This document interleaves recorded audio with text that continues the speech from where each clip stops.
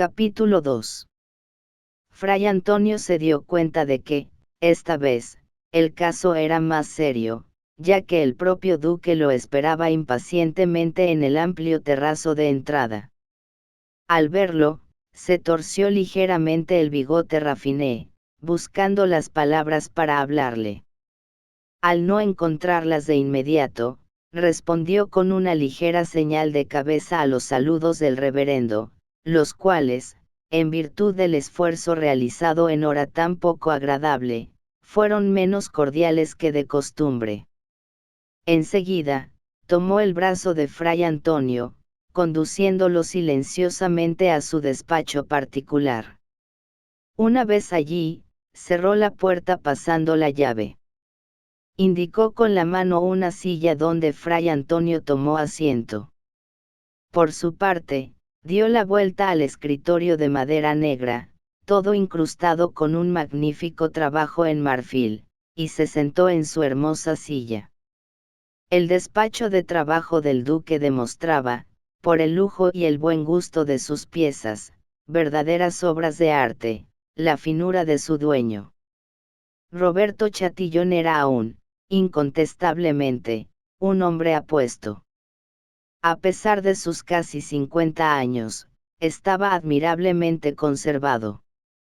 Su rostro noble y altivo, aureolado ahora por algunos cabellos blancos, había ganado expresividad.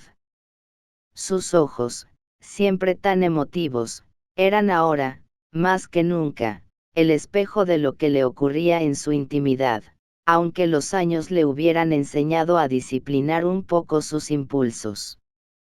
Más restablecido y ya a gusto en el ambiente sobrio del despacho, Fray Antonio escudriñó la fisonomía del duque y no le fue difícil reconocer en ella estampadas la preocupación y el disgusto.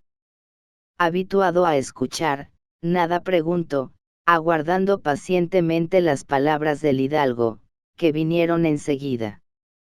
Disculpad, vuestra reverendísima, si os mandé llamar en hora tan inoportuna.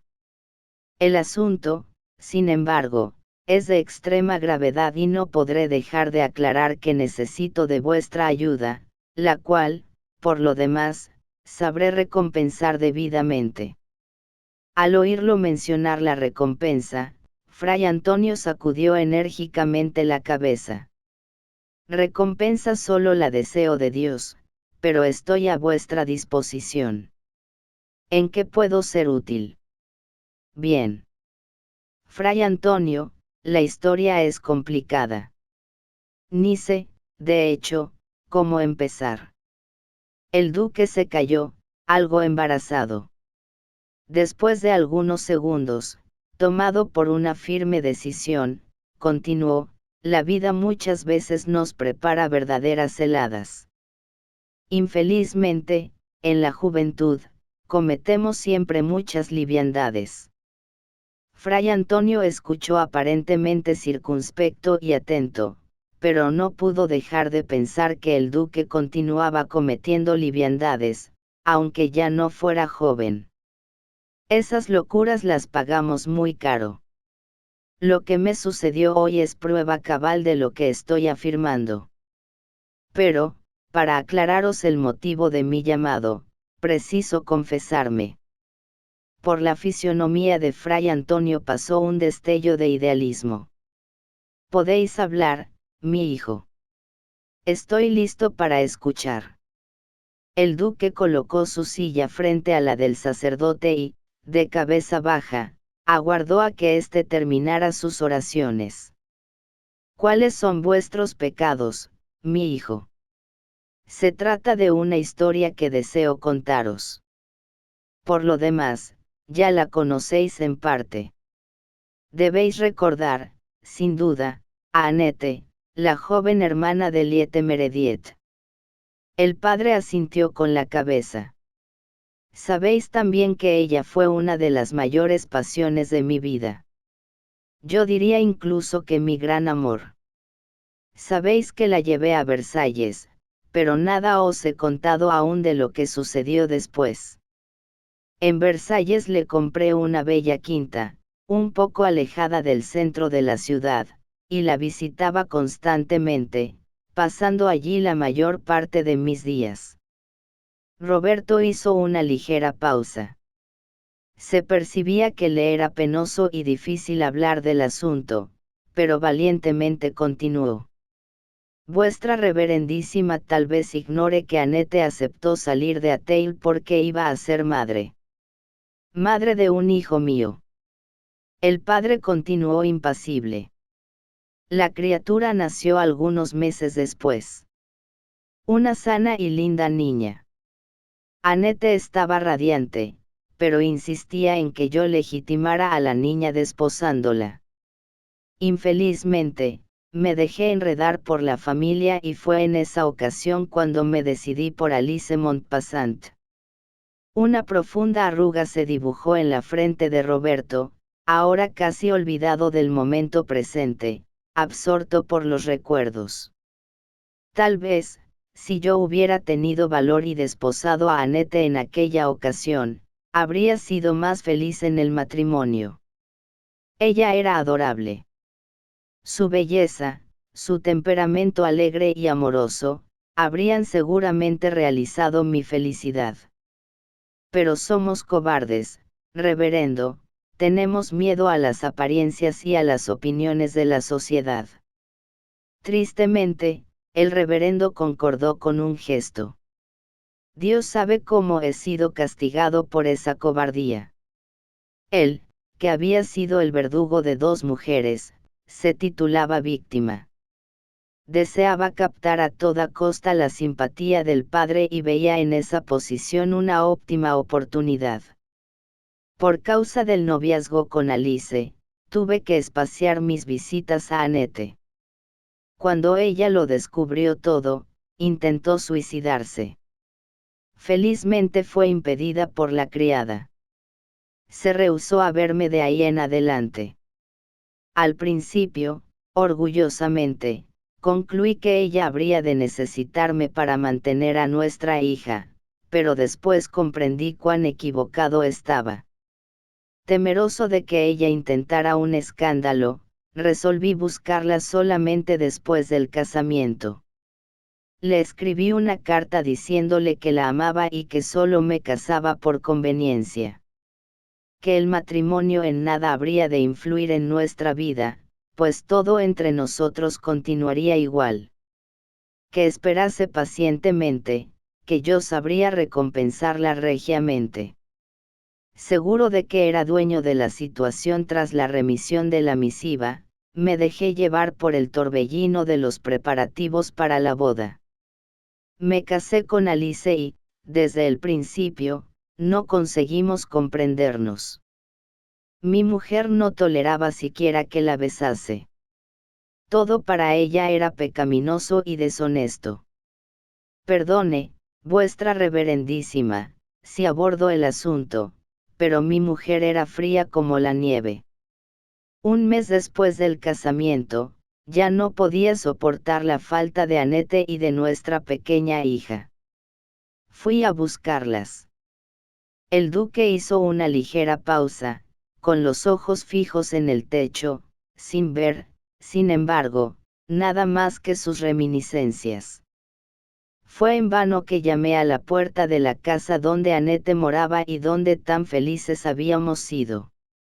Nadie me respondió. Pasados los primeros instantes de estupor, noté el aspecto de abandono en que se encontraba el lugar. El polvo se acumulaba en los vidrios, en la veranda, y la maleza comenzaba a crecer en el jardín. Aturdido, permanecí perplejo durante mucho tiempo. Pensamientos diversos poblaban mi mente. Con certeza Annette habría ido a veranear a alguna parte. Tal vez hubiese procurado huir del dolor que las noticias de la ceremonia le acarrearían. Pero, si así fuera, ciertamente ya debería haber regresado. Aún en aquel instante, yo procuraba huir de la realidad, no pensando siquiera en la posibilidad de una separación definitiva entre nosotros, y principalmente de la inocente criatura rosada que extendía sus bracitos redondos cuando me veía. La noche comenzaba a cubrir la faz de la tierra, y yo aún permanecía esperando sin saber qué. Mi atención fue, sin embargo, despertada por la silueta de una señora anciana que, parada en el portón de entrada del jardín, medio embarazada e incierta, demostraba visiblemente desear decirme alguna cosa. Inmediatamente me encaminé hacia ella, saludándola con polidez. Señor, soy vecina de la casa de al lado y observé que vuestra señoría se encuentra aquí desde hace mucho. La casa está vacía. Sentí como un presentimiento de tristeza. No sabía que se habían mudado. Eso me parecía. Si queréis acompañarme a casa, os lo contaré todo. El asunto es serio y no podré exponerlo aquí en la calle. Murmurando algunos agradecimientos, me dispuse a acompañarla. Señora Mercedes era su nombre. De origen galego, su francés era cargado de un ligero acento que otorgaba una extraordinaria simpatía a su voz cantante y agradable. Debería tener poco más de 40 años. Los cabellos grisáceos recogidos en bandos sobre la nuca realzaban aún más la negrura de sus ojos redondos. Por lo demás, toda ella era redonda, pues era bien entrada en carnes. La seguí entre temeroso y esperanzoso. Siempre me había mantenido alejado del trato con los vecinos cuando iba a ver a Annette. Detestaba la popularidad en torno al caso, pero Annette ciertamente no podría haber vivido reclusa, tanto más cuanto que poco podía contar conmigo para atender las necesidades de nuestra hija en relación con su crianza, educación, etc. Sabía que ella se había hecho muy amiga de Madame Mercedes, quien había enviudado hacía algunos años y tenía 3 hijos. Madame Mercedes, gentilmente, me condujo a su sala de estar y allí, después de servirme una copa de vino, tomó asiento frente a mí. Señor, os ruego disculpas por la intromisión, pero no fue curiosidad ni. Os pido, interrumpí con un gesto algo impaciente, por Dios, decid pronto todo cuanto sabéis. No percibís mi impaciencia. ¿Qué sucedió? ¿Dónde están Annette y la niña? ¿Lo sabéis por casualidad? ¿Cuándo estarán de vuelta? Infelizmente, las noticias no son las que tal vez esperáis. Antes, sin embargo, debo deciros que estoy al tanto de toda vuestra historia.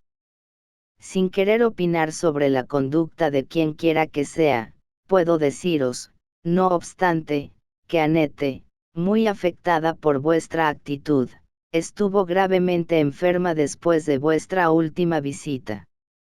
Para poder tratarla convenientemente, así como a la niña, las trasladé a mi casa, donde durante un mes procuré confortarla y aliviarla. Cuando se restableció, tomó la decisión de irse muy lejos, donde pudiera recomenzar la vida. Conservaba en su corazón un resentimiento profundo contra usted y no deseaba volver a verlo. Busqué disuadirla mostrándole que, sola con su hija y sin tener a dónde ir, pasaría por muchos sinsabores, pero ya sabéis de la enérgica impulsividad de su carácter. No conseguí detenerla.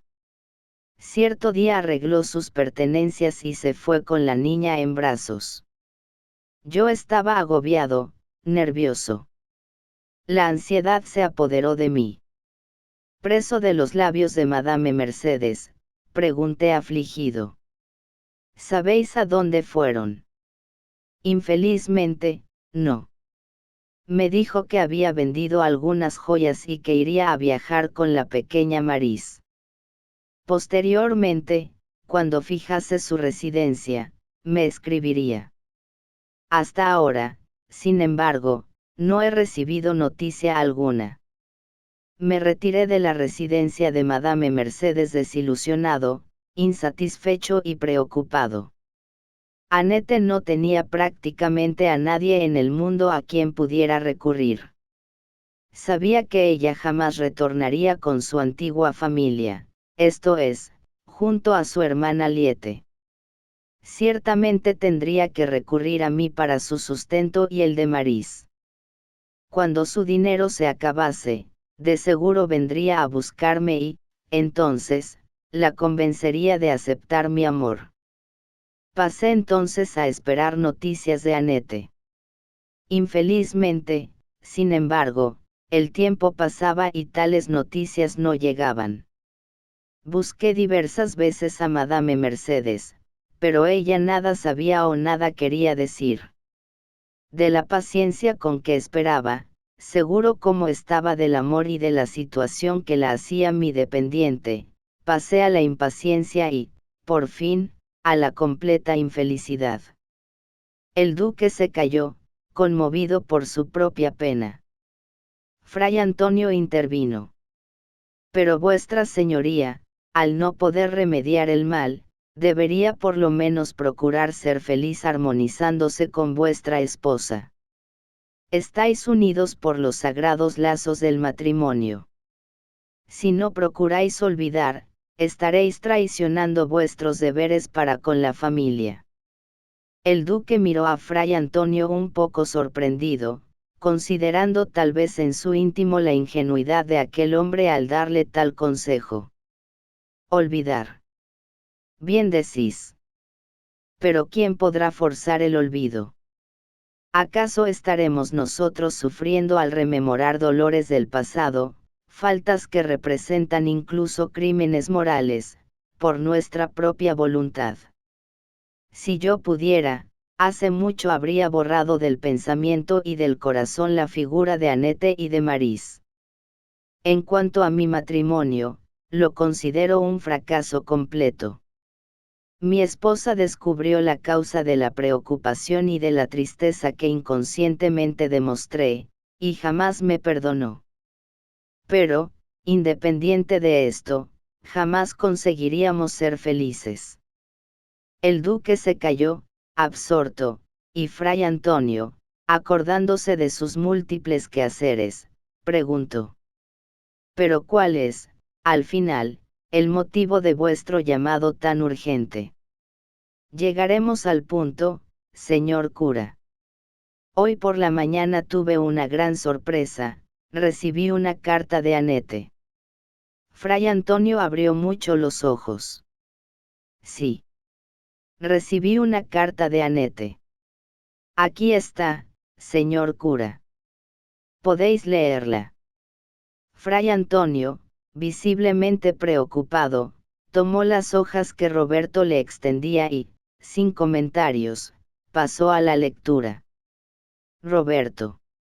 Después de tantos años, te escribo.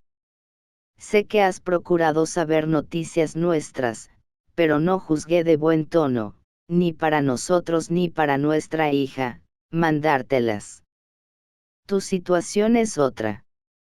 Sé que tienes familia y, principalmente, hijos. Todo entre nosotros sería imposible.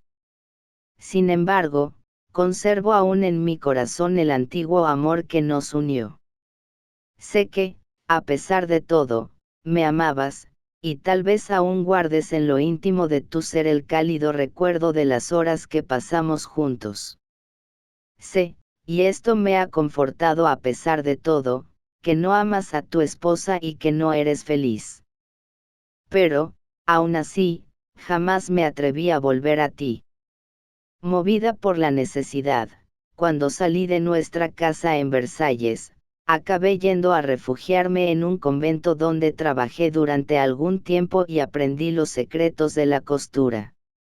Dispuesta a reconstruir mi vida para poder educar a Maris, la dejé entregada a las buenas hermanas en Saint-Michel y partí hacia París a fin de trabajar. Inútil contarte mi desesperación, mi esfuerzo, mi soledad. Surgió entonces en mi vida la figura bondadosa del marqués de Vallense. Se enamoró de mí y me pidió en matrimonio.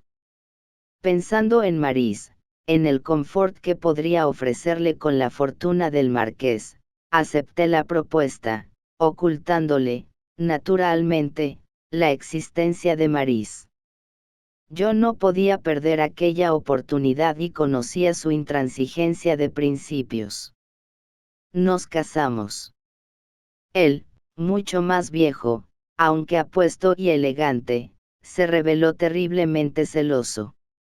Te digo que llegué casi a estimarlo sinceramente. Pero el motivo de esta carta es Maris. Jamás te escribiría si no fuera por ella. Ya alcanzó la mayoría de edad y desea salir del colegio.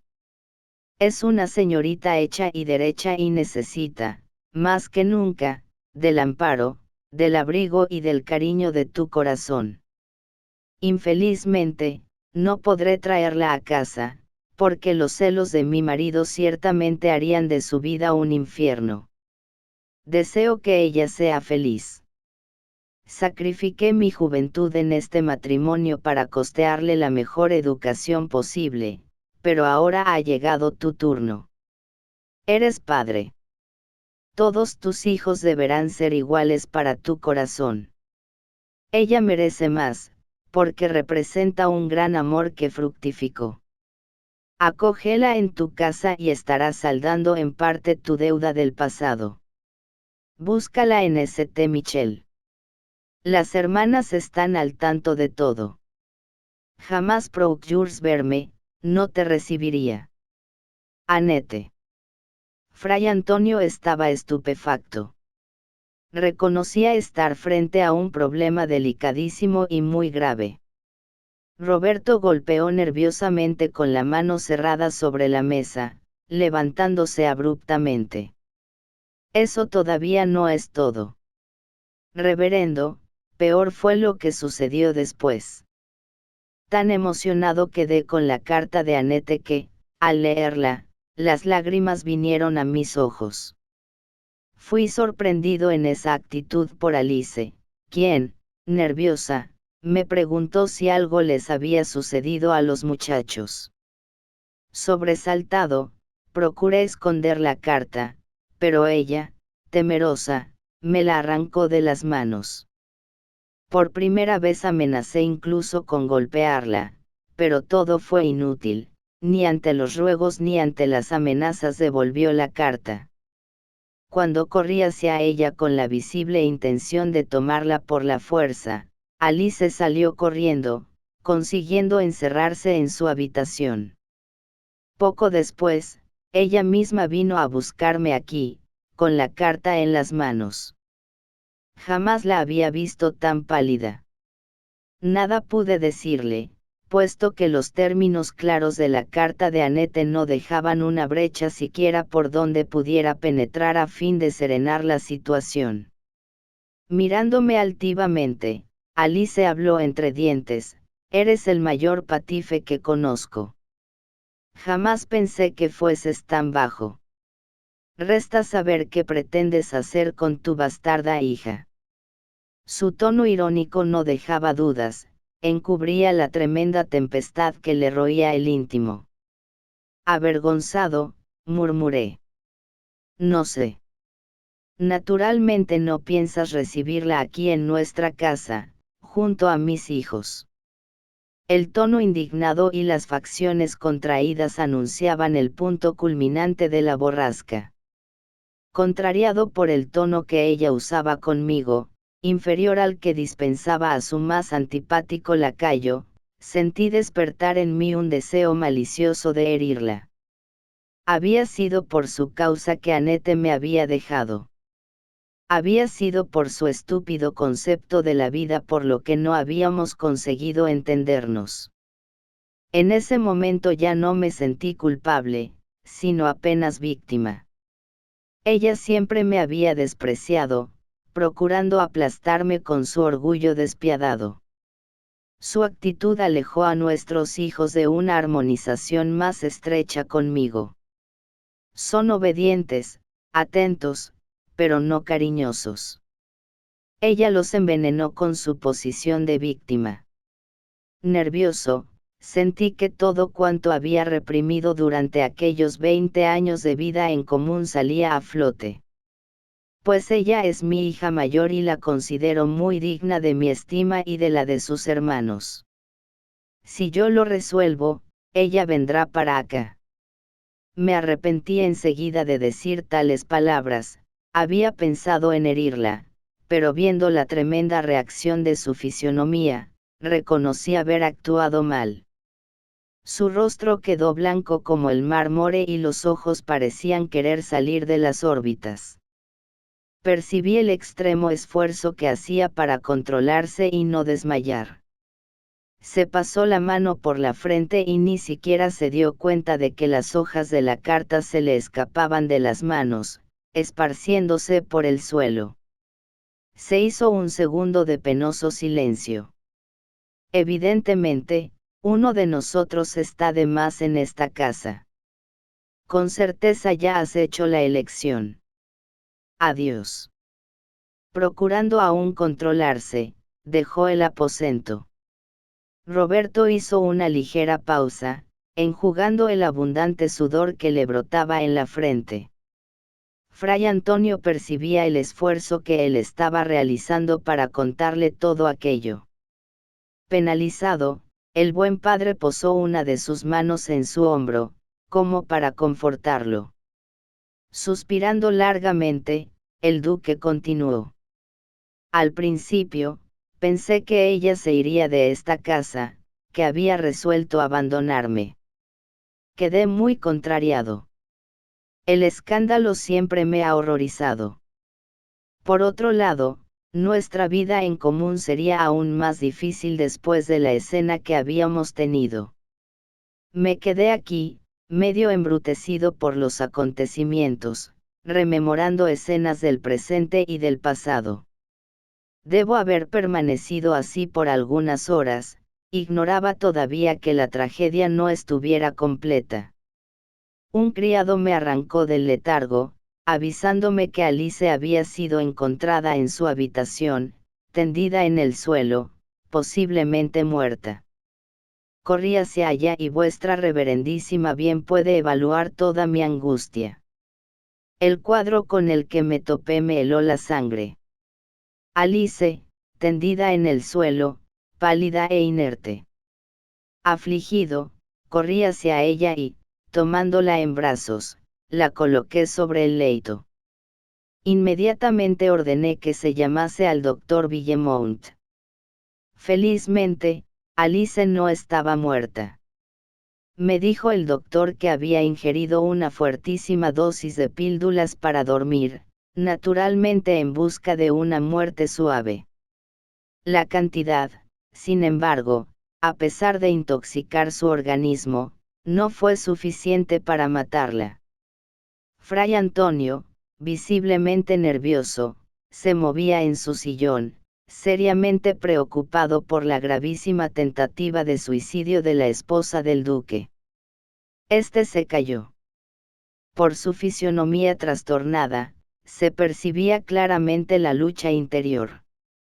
Le era realmente difícil desnudar ante otro un poco de su vida íntima y, de no ser por la ayuda que esperaba recibir del reverendo, jamás le habría contado todo. Ahora, Fray Antonio, ella duerme aún bajo el efecto del remedio que ingirió. Me dijo el doctor que dormirá algunas horas más. Él volverá más tarde para asistirla al despertar, todavía me previno que su corazón, bajo el efecto de la droga, está muy débil. Cualquier emoción fuerte o desagradable podría matarla. ¿Qué pretendéis hacer? Consiguió por fin articular Fray Antonio. Desearía que, al despertar, Alice os encontrase a su cabecera. Ella os estima. Además de todo, tengo la certeza de que sabréis aconsejarla. Una ligera pausa siguió a las últimas palabras del duque. Procuraré hacerlo. Vuestra señoría debe convenir en que la situación es delicada. Vuestra esposa cometió un pecado mortal. Si hubiese muerto, ni siquiera yo podría haber bendecido su cuerpo. Sería enterrada sin la protección de Dios, e iría su alma irremisiblemente al infierno. Felizmente para ella, no murió. Quiso ciertamente la divina providencia darle una oportunidad de arrepentimiento. Pero la falta fue cometida y, por lo tanto, el demonio debe ser su compañero en este momento. Haré todo lo posible para libertarla de sus garras, trayéndola nuevamente al camino del Señor. El duque escuchó fastidiado las palabras del bienintencionado sacerdote. ¿Qué le importaba a él la alma de su mujer? Ni siquiera tenía la certeza de que la alma existiese realmente. Lo que él deseaba era restablecer la armonía relativa de su casa, evitando a todo costo que sus hijos, al regresar de Versalles, tuviesen conocimiento de los últimos acontecimientos. Sin embargo, silenciosamente asintió, aunque su pensamiento estuviese vuelto hacia otras preocupaciones. Fray Antonio, el problema ahora es mi hija Maris. No pretenderéis ciertamente traerla para acá. Fray Antonio estaba indignado. Roberto suspiró como para tomar valor. Para nuestra casa, no. Sé que sería imposible que Alice la recibiera. Pero, al mismo tiempo, debéis convenir en que no puedo abandonarla nuevamente. Es mi hija. Mi honor me obliga a protegerla. Tarde de más os acordáis de esa protección. El duque se coloró vivamente. Sus manos se tensaron nerviosas. Nunca es tarde para la reparación de una falta. Pero es una hija bastarda. Hija del pecado. Vamos, reverendo. Todos los hijos se engendran y nacen de la misma manera. Viendo el rubor que se esparcía por las mejillas rubicundas del padre, remató, perdonad. Estoy nervioso. No pretendía ofenderos. Os llamé aquí justamente para que me ayudéis a proteger a mi hija. ¿Cómo así? Debéis recordar que Maris, además de mi hija, es sobrina de Liete Merediet. Fray Antonio concordó con un ligero movimiento. Bien, deseo que ella venga a residir con su tía en vuestra compañía. Naturalmente la dotaré con lo suficiente para vivir ricamente, así como serán las dos contempladas en mi testamento. Nada os faltará. Fray Antonio miró sorprendido al duque, con los labios entreabiertos, sin saber qué responder. La sorpresa lo había enmudecido. Impaciente, Roberto volvió a la carga. Entonces, reverendo, ¿qué decís? No sé. No esperaba esta propuesta. Me sorprende de veras. Pero no habría otra manera de ayudarla sin traerla a Ateil. Roberto movió la cabeza impaciente. Mi hija es una joven decente, honesta e ingenua, mantenida encerrada en compañía de monjas piadosas hasta los 20 años. ¿Cómo arrojarla al mundo sin protección?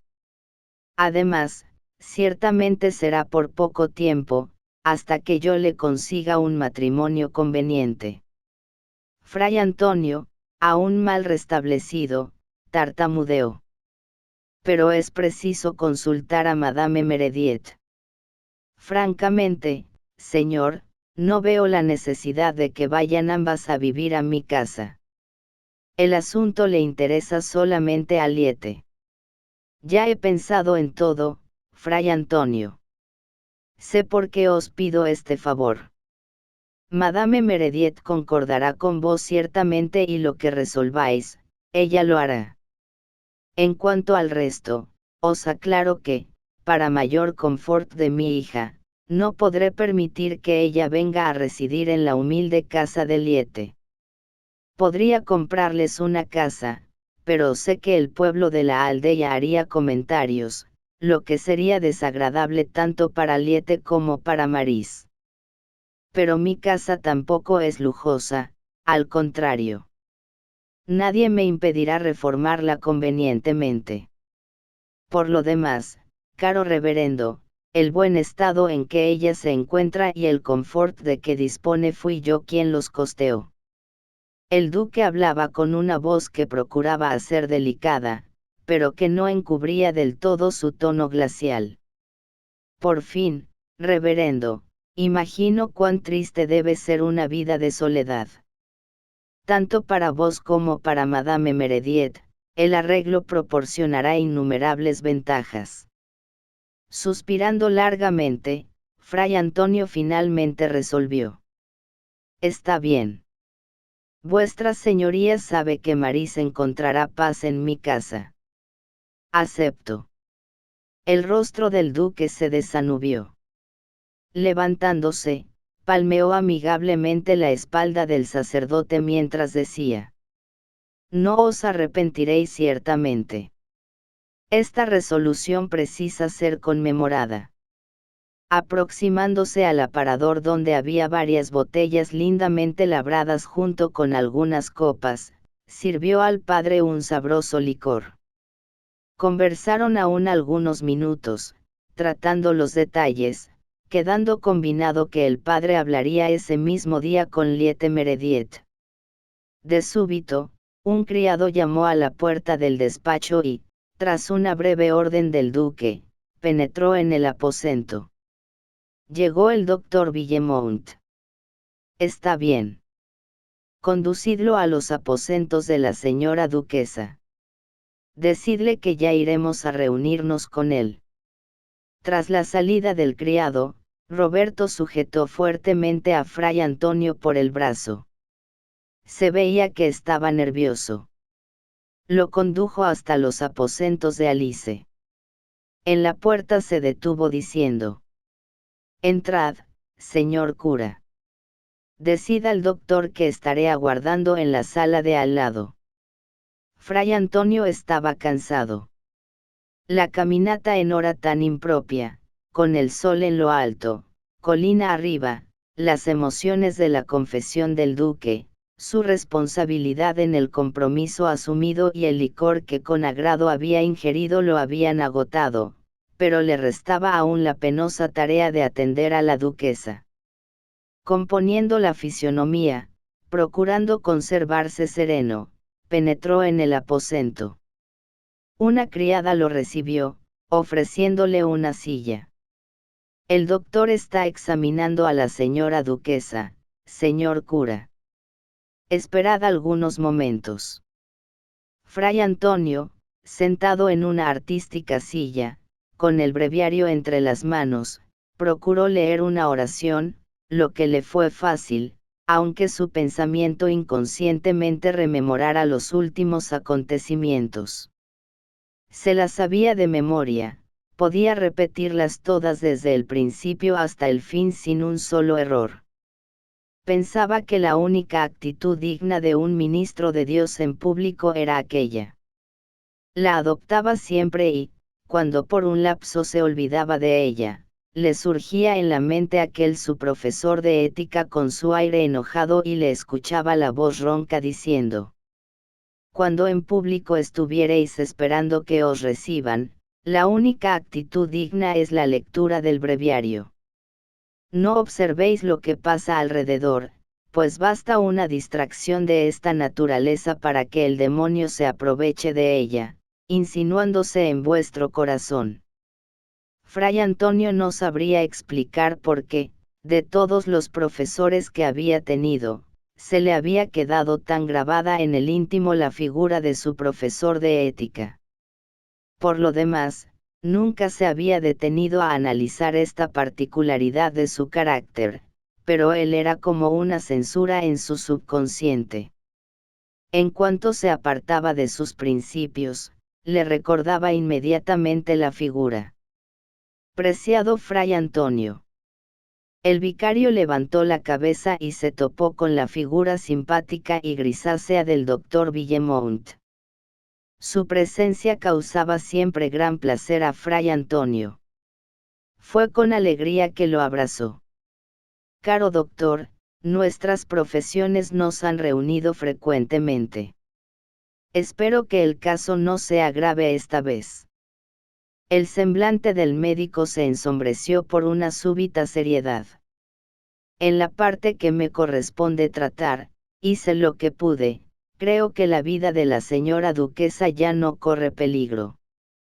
Sin embargo, os resta completar mi trabajo restaurándole la alma, que es, sin duda, motivo de seria aprensión en este caso. Fray Antonio suspiró tristemente. Trabajo arduo y difícil, mi caro Villemont. Heridas como las que lleva la señora duquesa cuestan cicatrizar. Es justamente lo que vuelve su caso biológicamente peligroso. Es realmente notable la ascendencia de la mente sobre el cuerpo, sobre el funcionamiento de los órganos, de la circulación, en fin, sobre la propia vida orgánica. La señora duquesa vive desde hace largos años en una constante apatía. La desilusión y la incomprensión que reinan en este hogar, tal vez de ambas partes, la hicieron crear una depresión, un pesimismo realmente pernicioso que le ha causado serias perturbaciones de origen nervioso. Con el choque sufrido, se agravó este estado mórbido, llevándola, en una actitud desesperada, a buscar el suicidio. Triste resolución, sin duda. Confieso mi decepción. La duquesa recibió una buena educación religiosa. Se mostró siempre cordate y devota para con sus deberes ante la Iglesia. No esperaba semejante gesto. Por algunos segundos, un brillo malicioso se encendió en los ojos azulados y límpidos del médico. Mi amigo, como su médico, desde hace muchos años vengo siguiendo el desarrollo de los acontecimientos y confieso que temía un desenlace como este. Fray Antonio miró incrédulo la fisionomía bondadosa y ya seria del doctor Villemont. Pero sentémonos, Fray Antonio. La señora duquesa aún no ha despertado. Esperemos, pues. Ya acomodados, el padre reinició el asunto. Pero ¿cómo percibisteis que este desenlace se daría? Tal vez, mi caro amigo, porque no creo mucho en la religiosidad humana. No os sorprendo, ciertamente. Ya hemos conversado por diversas veces sobre este asunto. ¿Acreditáis, entonces, que el hombre sea incapaz de tener fe, temor y amor a Dios? Fray Antonio hablaba temeroso y asustado. Tal pensamiento expuesto así, crudamente, le parecía una blasfemia. Jacques Villemont sonrió comprensivamente. Conocéis los dogmas religiosos, revestisteis vuestro pensamiento con ellos y no podéis admitir que sean creaciones de la hipocresía humana. Yo, sin embargo, no vivo en un mundo ilusorio como el vuestro, sino que a cada paso presencio los choques de la maldad humana y, principalmente, la hipocresía que todos revelamos en cada una de nuestras actitudes. Creo en Dios, en un ser supremo que siempre me auxilia a curar a los enfermos y que reside, sin duda, en la parte moral, en el meollo de nuestra conciencia, pero, por eso mismo, me rehúso a admitir que Él se manifieste a través de rituales y rezos de frases hechas. Me rehúso a creer que los hombres que se dicen cristianos lo sean realmente, pues a cada paso tomo conocimiento de nuevos crímenes, de nuevas maldades, de calumnias y de vergonzosas actitudes. ¿Cómo creer en la religiosidad humana? Ella no pasa de ser una utopía, una máscara con la que los hombres encubren su superstición, su miedo frente al misterio inconmensurable de la muerte. Vuestra actitud revela pesimismo y es un desafío a la sabiduría de Dios. Lamento que no recibáis la religión, que no penséis seriamente en la salvación de vuestra alma. Padre, respeto sin duda la tarea siempre espinosa de los sacerdotes y de las monjas, en fin, de aquellos que profesan la doctrina que abrazáis, pero lo que me rehúso a admitir son ciertos principios de esa doctrina que son verdaderas aberraciones ante la ciencia y ante un análisis más serio de sus bases. Queréis poner en duda los enseñamientos de nuestro Señor Jesús Cristo. De forma alguna. Ellos encierran la más bella y elevada filosofía que nos es dado apreciar. Los acepto sinceramente. Pero vuestra teología diverge en muchos puntos con los aludidos enseñamientos. Niego que las bases de vuestra religión puedan realmente despertar en el hombre su amor para con el Creador, su resignación frente a las inevitables amarguras de la vida. Le falta, ciertamente, la palabra de confort que llegue directamente al corazón de aquel que sufre. ¿Cómo podéis hablar así? Ciertamente porque desconocéis el beneficio de la confesión y de la comunión. Nuevamente el brillo malicioso volvió a la mirada del médico. Vamos, Fray Antonio. Las confesiones humanas difícilmente son completas y, aun cuando así fuese, ¿quién nos garantiza que valgan algo?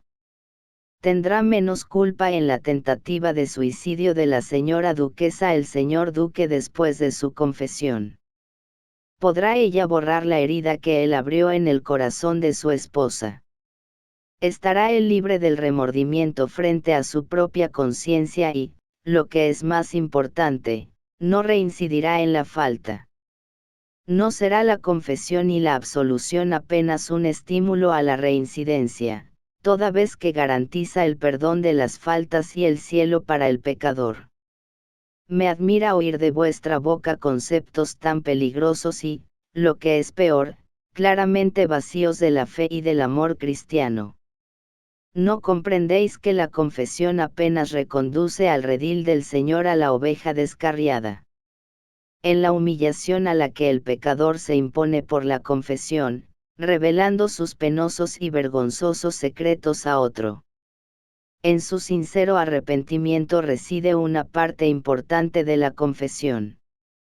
Cuando existe sinceridad, el pecador encuentra en ella alivio y confort. Con la confesión no se estimula la reincidencia en el pecado. Sucede que la carne es débil. Olvidado el momento de fe, pasado cierto tiempo, el hombre peca nuevamente. Se arrepiente otra vez, será oído en confesión y perdonado. Jesús enseñaba que deberemos perdonar siempre, 70 veces 7 veces. ¿No estará en este sacramento grandioso de la Iglesia la revelación de la misericordia divina? El semblante del médico permanecía serio. Procuraba analizar el punto de vista del Padre, aunque no participase de él. Era un rasgo fuerte de su carácter el amor a la justicia, a la verdad y, consecuentemente, buscaba siempre actuar dentro de esos principios. El silencio se hizo por algunos segundos, mientras Fray Antonio permanecía entusiasmado con su propia alegación en defensa de la doctrina que había abrazado. Cierto es, mi caro señor cura, que el perdón es un bellísimo sentimiento. Protesto porque juzguéis mis conceptos vacíos de fe y de amor cristianos. Absolutamente. Admiro al Cristo y sería feliz si pudiera imitarlo en todas mis actitudes. Pero, si Él nos enseña a perdonar siempre, también nos garantiza que no saldremos del cautiverio hasta pagar el último céntimo. ¿Cómo comprender este punto? El señor doctor se pierde en útiles conjeturas.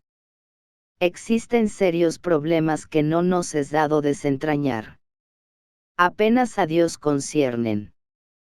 No debemos preocuparnos por ellos, solo seguir lo que la Iglesia nos enseña, pues así lo determinó Jesús. Señor cura, decirle a un médico que no conjeture los porqués de las cosas es útil y pueril. Ya habéis observado con detenimiento los fenómenos de la naturaleza.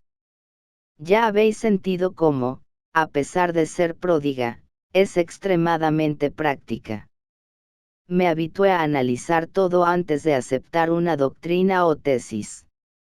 Investigar, averiguar, forma parte de mi vida. Si así no fuese, jamás podría restaurar la salud de quien quiera que sea. Siendo la naturaleza tan pródiga cuanto práctica, para algo debe habernos provisto de esta maravilla que es el raciocinio, esta facultad que nos emancipa frente a nuestros hermanos irracionales. ¿Será por ventura falta de fe y amor estimular este raciocinio que el propio Dios nos dio y buscar comprender el porqué de las cosas, de la vida en su más amplia finalidad? No lo creo. Aceptar una doctrina con los ojos cerrados apenas porque otro nos la indicó, sería una ofensa a nuestra propia inteligencia. ¿Dudáis, entonces, de la palabra de nuestro Señor Jesús Cristo? El padre estaba ahora rubro de indignación. El doctor Villemont sonrió maliciosamente y, dando una amigable palmadita en el hombro del padre, volvió a su tono sereno. No os enfadéis conmigo, Fray Antonio. Mi amor a la verdad me lleva a veces demasiado lejos. Lejos de mí la idea de dudar de las palabras de Jesús. Apenas dudo, y mucho, de las palabras de los hombres. Y las religiones, mi caro amigo, son obra humana. Jesús predicó su doctrina a toda la tierra, pero algunos pretenden haberse apropiado de ella y, en su nombre, juzgan, condenan, absuelven y dictaminan conforme a sus humanos concilios y sus humanas instituciones. Veo positivamente que no sois religioso. No lo soy, en verdad. Las religiones fueron copiadas unas de otras, injertadas con conceptos elevados de grandes misioneros de Dios, pero están lejos de ser el ideal. Algo que explique, además de la elevación de los sentimientos, el porqué de la vida y de qué manera actúa la tan pregonada justicia de Dios en un mundo triste y doloroso, donde la injusticia, la calumnia, el crimen, la lujuria y la hipocresía andan siempre por encima. Mi preciado doctor, me entristece oír tales conceptos de vuestros labios. Aunque hayáis afirmado creer en Dios, no encuentro esto posible. Sois materialista. Hablasteis todo cuanto deseasteis, ahora escuchad lo que tengo que decir, además de materialista, sois pretencioso. Desearíais tal vez algún prodigio para creer que Dios sabe todas las cosas y que le pertenece forzosamente el derecho de revelar o no la manera por la cual actúa. Muchas veces la instrucción en exceso se vuelve peligrosa para quien la posee.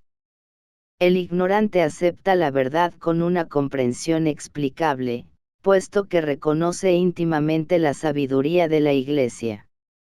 Por eso Jesús ya decía que el reino de los cielos es de los humildes y de los pobres de espíritu. Fray Antonio se detuvo algunos segundos. Después, dando una entonación más seria a su voz, continuó. Dejad esas dudas, esas lecturas que forzosamente os han influenciado. Procurad apenas amar a Dios cumpliendo fielmente con vuestros deberes cristianos. Id a misa al menos una vez al mes, comulgad al menos una vez al año y sentiréis que todo se volverá simple para vuestro corazón. Villemont sonrió. No cabe duda de que sería realmente muy simple, aparentemente, pero sucede que no deseo ser ignorante. Mi ideal es otro, caro señor cura. ¿Sabéis por casualidad lo que significa la medicina? El infierno que puede ser para nuestra conciencia dejar de salvar una vida por ignorar la manera de hacerlo. Os engañáis en cuanto al destino de la humanidad. Conservarla ignorante, como pretendéis, es robarle el derecho a los beneficios que provienen de la comprensión y de la cultura. Si no me falla la memoria, fuisteis víctima de un serio cólico renal. ¿Cómo fue que restablecisteis vuestra salud? Confiándoos a la asistencia de un médico que, por coincidencia, fue este amigo vuestro. Ciertamente, si no existieran los que investigan, los que dudan, los que dedican su vida al trabajo científico para mejorar el nivel de vida en este mundo, estaríamos ciertamente con palos en las manos, desnudos y salvajes, viviendo la vida primitiva. Reverendo, yo sería un hipócrita si redujese mi vida a vuestro consejo. Sois realmente irreducible. Pero no me rindo. Os estimo, pretendo salvar vuestra alma, aun contra vuestra voluntad.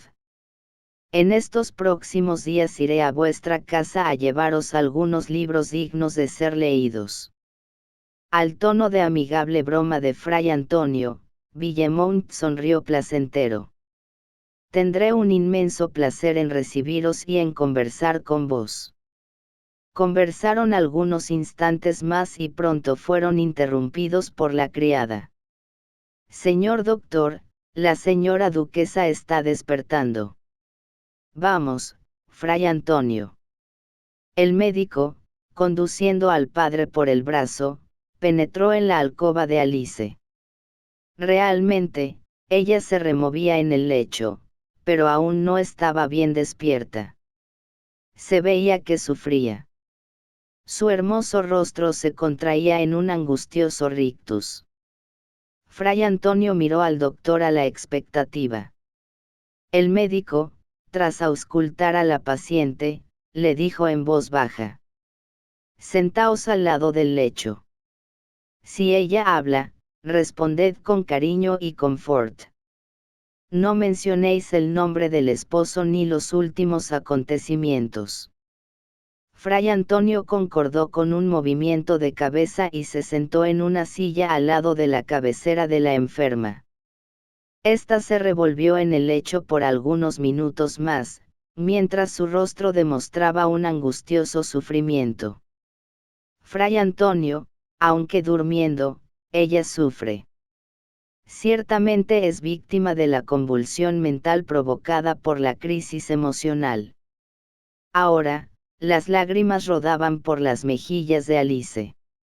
Su rostro se convulsionó más y, por fin, sus sollozos irrumpieron como una corriente libre de la presa que la comprimía. Tanto el médico como el padre permanecieron silenciosos, esperando que ella se serenara.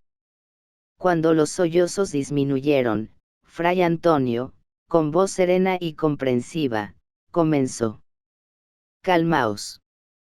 Todo pasó. Tened confianza. Nuestro Señor Jesucristo os ayudará. Alice parecía ni siquiera haber escuchado. Continuó sollozando bajito. Fray Antonio continuó hablando, buscando confortarla y alentarla. El doctor, entretanto, la forzó a ingerir un medicamento. Al fin, después de algunos buenos minutos, ella pareció recuperar realmente la lucidez. Dirigió una mirada en torno y, pareciendo ver por fin la silueta de Fray Antonio, murmuró: «¿Estáis aquí, Fray Antonio? Es evidente que aún permanezco en este mundo. ¿Será que hasta este recurso me es negado? Vamos, señora duquesa.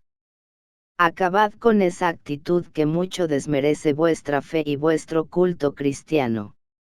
Al fin y al cabo, la situación no es tan grave así, pero aun si lo fuese, vuestra actitud no se justifica». La serena energía de la voz de Fray Antonio pareció sacudir a la enferma de su letargo. Suspirando profundamente, ella replicó. Decís eso porque no conocéis la extensión de mi desgracia. Mi dignidad de esposa y madre fue irremediablemente herida. Mis hijos fueron desmerecidos y ultrajados. ¿Cómo continuar viviendo cuando la deshonra y la ofensa reinan en nuestro triste hogar?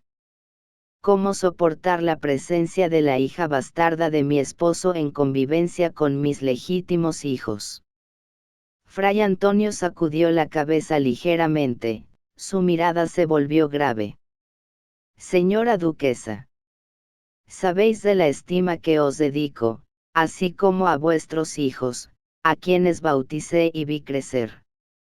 Os afirmo sinceramente que os engañáis suponiendo que el señor duque pretende traer para acá a la persona a la que os referís. Vuestra actitud es impensada e imprudente. Por casualidad aún lo defendéis. Una vez más, el padre sacudió la cabeza. En absoluto. Concuerdo con vuestra señoría hasta cierto punto. Vuestro esposo fue liviano e inconsecuente. Pero ese error fue hace mucho tiempo, en su juventud. Vuestra señoría sabía todo desde hace mucho tiempo. ¿Por qué continuar recordando el error fatal que ha contribuido decisivamente a la desarmonía de este hogar? Pero padre, él me dijo que la traería para acá. Vamos. Las palabras. Se dicen muchas cosas cuando se está bajo una fuerte crisis emocional. Mi palabra siempre os ha merecido confianza, pues bien, os afirmo que la persona referida no vendrá para esta casa. Hablé con el señor duque y sé que él jamás pensó seriamente en tal cosa. Calmaos, pues. Vuestra vida es muy preciosa para vuestros hijos.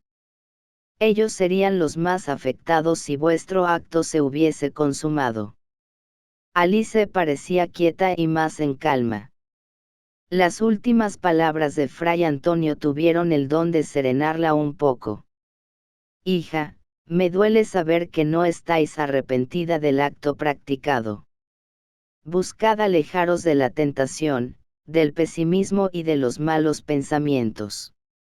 Rogad a Dios que os perdone. Rogad sinceramente y Él os abrirá los brazos descendiendo hasta vos en la Sagrada Comunión y, después, estaréis más confortada, lista para continuar viviendo normalmente. Padre, por ahora yo no siento aún el arrepentimiento. Estoy exhausta y creo, de verdad, que deseo dormir un poco. Está bien, señora duquesa. Descansad tranquilas. Todo está en paz en vuestro hogar ahora. Pediré a Dios por vos. La enferma se durmió. Fray Antonio murmuró una fervorosa oración. Realmente deseaba auxiliar en la armonía de aquellos seres que allí vivían tan cerca unos de otros, pero al mismo tiempo tan distantes. Fray Antonio no pudo ver que su ruego fue prontamente atendido. Dos seres de albes vestiduras se postraron a la cabecera de la enferma, alejando de allí las siluetas negras y sombrías que se agrupaban. Sus albes manos agasajaban cariñosamente a la paciente, que durmió un sueño calmo y sin sueños. Después de conversar con el doctor, quien ahora ya estaba más satisfecho con el estado de su cliente, se entendió una vez más con el duque, afinando los detalles de su plan para acoger a Maris. Se retiró por fin el reverendo, con la promesa de llevar el caso al conocimiento de Liete, consiguiéndole la cooperación necesaria. Fray Antonio retornó apresurado, recordándose de los muchos quehaceres que aún le restaban para aquel día. Felizmente poseía algunos amigos dedicados en quienes podía confiar. Ciertamente habrían ya adelantado los preparativos. Pasaban de las 5 cuando llegó a casa. Ni tiempo para un rápido reposo le quedaba. En la sala, Liete Meredith esperaba sentada en un rincón. Había terminado sus quehaceres y aguardaba el regreso del señor cura para servirle la cena. Moviendo la cabeza cuando lo vio llegar sudoroso, tambaleante y exhausto, dijo: Dios mío. Abusan ciertamente de vuestra bondad. ¿Cuándo os darán un poco de calma? Y precisamente hoy. Fray Antonio pacientemente contestó: No seas impaciente. Y, principalmente, no critiques hechos que desconoces. Voy a lavarme un poco y pronto estaré a la mesa. Poco después, más restablecido con la ropa limpia y los doloridos pies metidos en cómodas zapatillas, tomó asiento a la mesa. A pesar de las preocupaciones de aquel día, o tal vez por eso mismo, su apetito estaba aguzadísimo. Su hambre aumentaba considerablemente cuando estaba disgustado, preocupado o entediado. Era cierta compensación que inconscientemente dispensaba a su espíritu. Porque el organismo ingiere, pero el espíritu saborea. Cuanto más preocupado, más comía. Después de mucho masticar y deleitarse con la sabrosa comida, se dirigió a Liete. Preciso hablarte. El asunto es delicado y muy importante. Siéntate. Y, tras una breve pausa, ¿nunca más tuviste noticias de tu hermana Annette? Liete se estremeció ligeramente mientras su rostro se purpuraba. No, señor cura. Pues voy a contártelo todo. Estoy autorizado para hacerlo. Pausadamente relató su entrevista con el duque, dado que éste lo había autorizado para ello. Callada, con la cabeza baja, ella escuchó y, aunque procurase reprimir la emoción, sus manos temblaban ligeramente. Estoy encargado por el duque de hacerte una propuesta. Él necesita de una familia para proteger a su hija con Annette. Pensó en ti.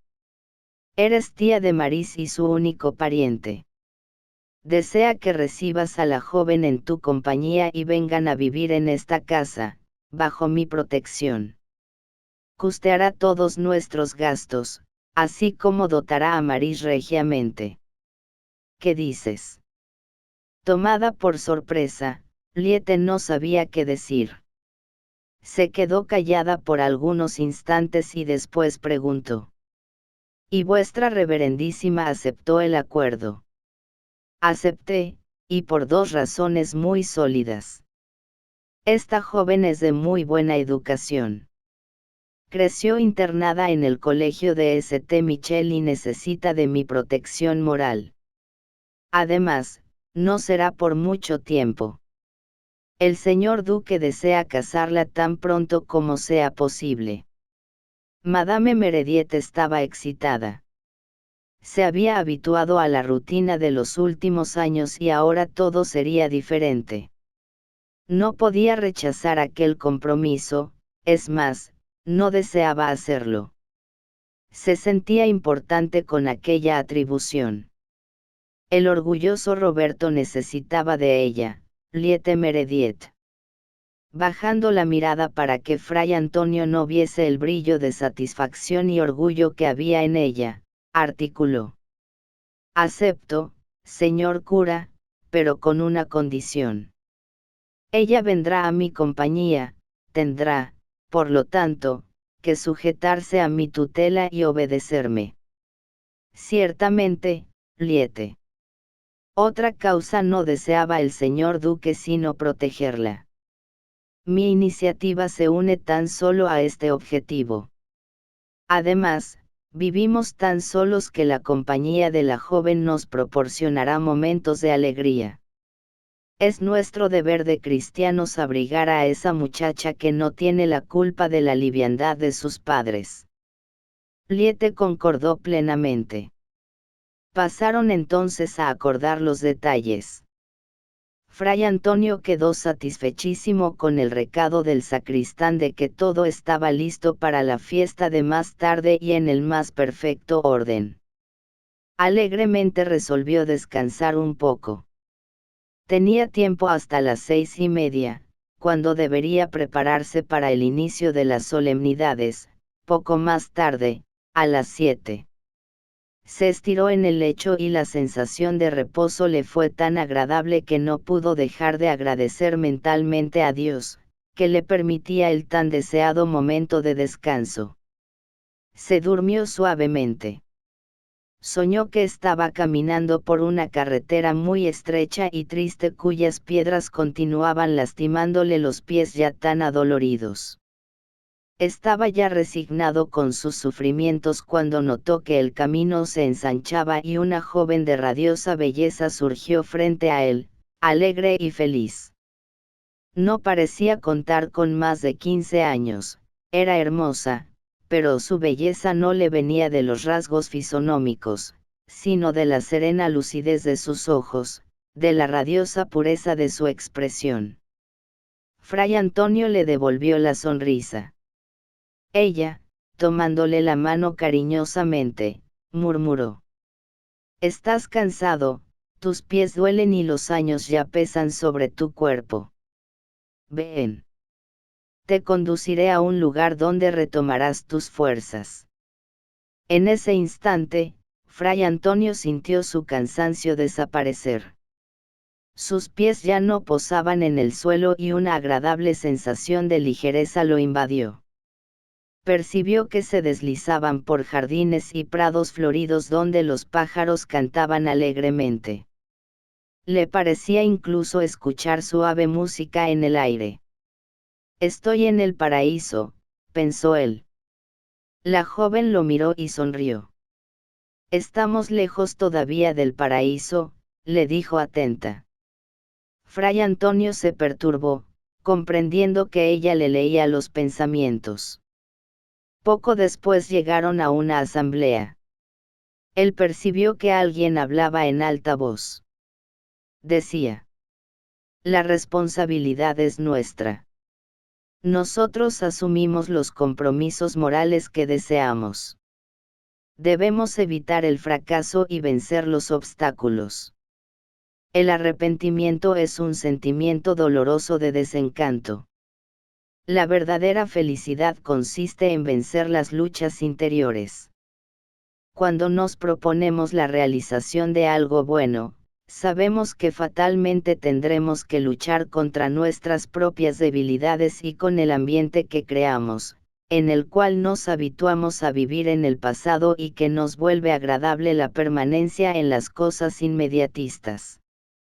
Siempre que luchamos contra el tedio y seguimos el deseo de alimentar nuestro espíritu, aprimorándolo y satisfaciéndole la sed de elevación, encontramos nuestros vicios y debilidades con más frecuencia, sufriendo sus tentaciones. Vencerlos es trabajo nuestro. Cuando lo consigamos, sentiremos despuntar una nueva luz dentro de nosotros. Seremos más fuertes, pasaremos a comprender más la creación y a las criaturas. Nos volveremos más felices. Si somos vencidos, sin embargo, el tedio será aún más fuerte y seremos cada vez más débiles, infelices, sin voluntad ni fuerza. Estaremos enfrentando la crítica de nuestra conciencia. Seremos transformados en seres amargos y desilusionados, sin fe ni en sí mismos, pedazos de hojas arrojadas por el viento, al sabor de la vida. Luchemos ahora, sean cuales fueren los obstáculos. Luchemos para mantener los compromisos asumidos, para que nuestra conciencia se tonifique, dilatando su confianza en nuestras propias fuerzas y, principalmente, en el Creador. Encerrando la conferencia, el orador hizo una breve y conmovedora oración al Padre Celestial. Fray Antonio le escuchó las palabras con agrado, procurando vislumbrar su figura. Su fisionomía le pareció muy familiar.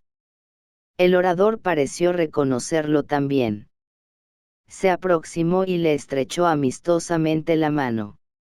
Lo que conversaron Fray Antonio no lo recuerda, pero se sintió bien con su presencia optimista y alegre, que despertó en su íntimo una profunda voluntad de vencer.